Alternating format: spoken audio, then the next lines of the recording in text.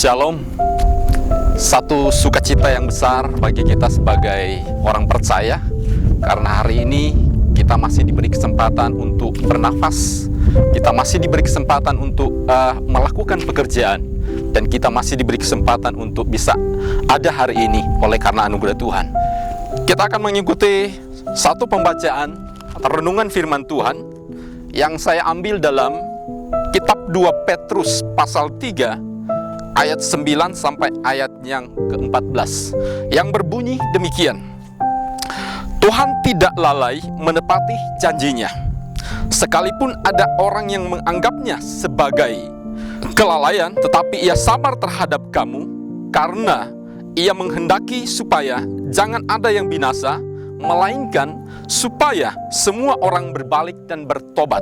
Saudaraku yang dikasihi oleh Tuhan, dari pembacaan ini ada 3 hal yang harus kita perhatikan, yang perlu kita pikirkan bersama-sama, yaitu tentang berdoa, berjaga, dan berusaha atau bekerja. Why we need pray, atau kenapa kita perlu berdoa, kenapa kita perlu berjaga, dan kenapa kita perlu berusaha. Saudaraku yang dikasihi oleh Tuhan, berdoa dalam bagian ini perlu kita perhatikan bahwa doa merupakan salah satu hal yang kita bisa lakukan untuk berhubungan dengan Tuhan, bercakap-cakap dengan Tuhan, berbicara dengan Tuhan. Berdoa berarti kita punya hubungan langsung dengan Tuhan. Yang kedua yang perlu kita perhatikan di sini, berjaga. Kenapa kita perlu berjaga? Ayat 10, tetapi hari Tuhan akan tiba seperti pencuri. Karena hari Tuhan tidak kita ketahui kapan datangnya, kapan waktunya untuk datang di dalam dunia ini. Hendaknya kita berjaga. Kenapa kita perlu berjaga?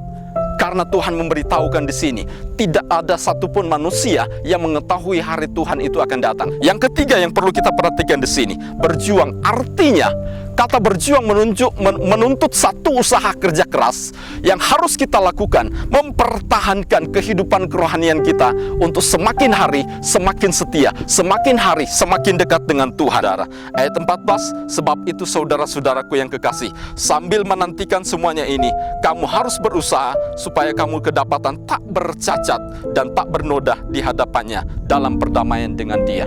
Saudaraku yang dikasihi oleh Tuhan, berdoa, berjaga, dan berusaha. Dan mari kita tetap berusaha sedapat mungkin untuk semakin hari semakin sempurna di dalam Tuhan. Amin firman Tuhan.